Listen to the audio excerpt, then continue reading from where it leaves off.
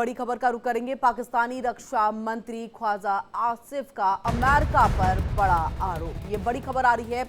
रक्षा मंत्री ख्वाजा आसिफ का अमेरिका पर ये बड़ा आरोप है। अमेरिका पर इजराइल से खुलेआम रिश्वत लेने का आरोप लगाया। देखिए, पाक मीडिया में इंटरव्यू के दौरान अमेरिका पर ये बड़ा आरोप लगाया गया है। पाकिस्तान को रिश्वत लेने के लिए बदनाम किया जाता है, लेकिन अमेरिका खुद इजराइल से रिश्वत लेता है, ये बड़ा आरोप लगाया गया। और देखिए, अमेरिकी ब्यूरोक्रेसी और डिफेंस अधिकारियों को इजराइल की लॉबी खुलेआम फाइनेंस करती है।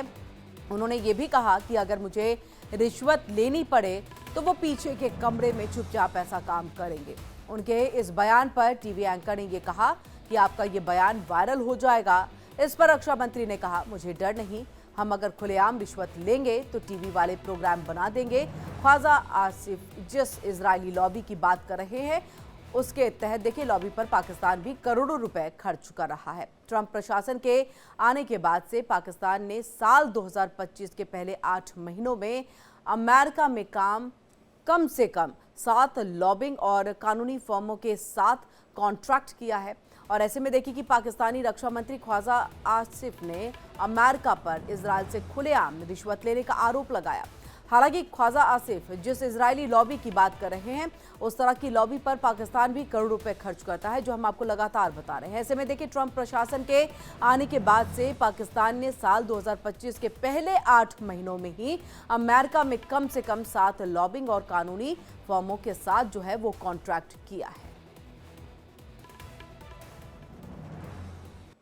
और चलिए, इसी पर ज्यादा बातचीत करने के लिए सीधे न्यूज रूम का रुख कर लेते हैं। मेरी सहयोगी पलक मेरे साथ जुड़ चुकी हैं। पलक, बहुत मुश्किल अब पाकिस्तान के लिए होने वाली है, जिस तरह से डोनाल्ड ट्रंप और उसकी सरकार पर यहाँ पर रक्षा मंत्री ख्वाजा आसिफ ने देखिए कितना आरोप लगा दिया।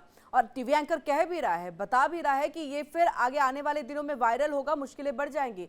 उन्होंने कहा, हम तो ऐसे ही बदनाम हैं, इससे ज्यादा क्या होगा। देखिए किरण, इस इंटरव्यू के बाद और इससे पहले भी जब हमने देखा था भारत पाकिस्तान के बीच में टेंशन्स थी, तो ये बात तो साफ है कि सबसे पहले ख्वाजा आसिफ को अपना जो सलाहकार है वो बदलने की जरूरत है। क्योंकि जब भी इंटरव्यू देते हैं कुछ ऐसी बात बोल देते हैं कि अपने देश के लिए सेल्फ गोल कर देते हैं। पहली बात तो ये एक्सेप्ट करना कि हम बैकडोर में रिश्वत ले रहे हैं, बैकडोर करप्शन कर रहे हैं, ऑन एयर वो नेशनल टेलीविजन पर इस बात को एक्सेप्ट कर रहे हैं।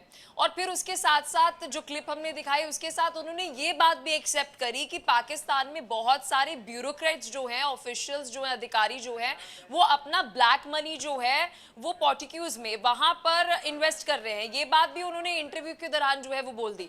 और फिर उसके बाद ये दो बातें अपने देश के लिए तो बोली ही बोली, लेकिन हम पिछले कुछ समय से देख रहे हैं कि पाकिस्तान और अमेरिका के रिश्तों में जो एक बदलाव आ रहा है, उस रिश्तों के बीच में इस तरीके का बयान अमेरिका के लिए देना कि इजराइल तो डायरेक्टली ओपनली फंड जो है वहां पर ब्यूरोक्रेट्स को करता है, ऑफिशियल्स को करता है, एक पूरी लॉबी चल रही है। तो कहीं ना कहीं 3 बातें जो कही गई हैं वो बहुत ही महत्वपूर्ण आने वाले समय में हो सकती है। और अमेरिका के जो लगातार हम देख रहे हैं कि वहां के मिलिट्री के साथ, यानी कि आसिम मुनीर के साथ वहां पर जो रिश्ते बेहतर हो रहे हैं, कहीं ना कहीं एक बार हम कह सकते हैं कि वहां की गवर्नमेंट, वहां के पॉलिटिशियंस जो अभी मौजूदा हैं और उसके साथ साथ जो वहां की मिलिट्री है, उनके बीच में भी एक कोऑर्डिनेशन जो है वो नजर नहीं आ रहा है। क्योंकि लगातार हम देख रहे हैं कि मुनीर जो है वो मुलाकात कर रहे हैं ट्रंप के साथ, और साथ ही पाकिस्तान के साथ हम कह सकते हैं कि अमेरिका के रिश्ते जो है एक टर्निंग पॉइंट में अभी चल रहे हैं। और उस दौरान उनका ये बयान सामने आना कि भाई अमेरिका तो खुले में करता है, मैं तो फिर भी पीछे से करता हूं, ये अपने आप में उनकी आवाम जो लगातार ये आरोप लगाती है। बहुत बार मुझे याद है इमरान खान जो है ये बात कहते हुए नजर आते थे कि ये इंपोर्टेड सरकार है, ये इंपोर्टेड सरकार है, ये जितना भी जनता का पैसा है वो सारा का सारा ड्रेन हो रहा है दूसरी कंट्रीज में। लगातार हम देखते थे कि फॉर्मर वहां के पीएम ये आरोप जो है वो लगाते थे शरीफ फैमिली पर। अगर हम बात करें, शहबाज शरीफ हो गए, नवाज शरीफ हो गए, कि ये तो सरकार ही इंपोर्टेड है। तो आने वाले समय में इन्होंने पूरी जनता के सामने खुद ही पूरा ओपन कर दिया और सेल्फ गोल कर दिया है, ये बात कबूल करके कि जी देखिए हम तो पीछे कमरे में बैठकर लेते हैं और अमेरिका जो है वो इजराइल से डायरेक्टली ले रहा है, लॉबी चल रही है। मुझे ये समझ नहीं आ रहा, आसिम मुनीर ये जो डेंट लग रहा है इसको किस तरह से संभालेंगे जब डोनाल्ड ट्रंप से मिलने जाएंगे, क्योंकि कुछ दिनों के बाद जो है इसकी तैयारी भी है कि शायद डिनर टेबल पे जो है आसिम मुनीर, शहबाज शरीफ और डोनाल्ड ट्रंप जो है एक साथ बैठ सकते हैं। अब ऐसे में ये खामियाजा, ये डेंट, इसको किस तरह से कवर अप करेंगे आसिम मुनीर? उनके लिए तो मुश्किल की घड़ी हो गई है। देखिए, आसिम मुनीर के लिए कोई बड़ा खेल नहीं है। ये बात किरण सबको पता है कि जो पाकिस्तान है वहाँ की सरकार जो है वो कंट्रोल्ड है या तो वहाँ की आर्मी से और या तो फॉरेन, हम देखते हैं कि जो पावर्स होती हैं, फॉरेन एलिमेंट्स जो होते हैं वो उनकी सरकार को कंट्रोल करते हैं।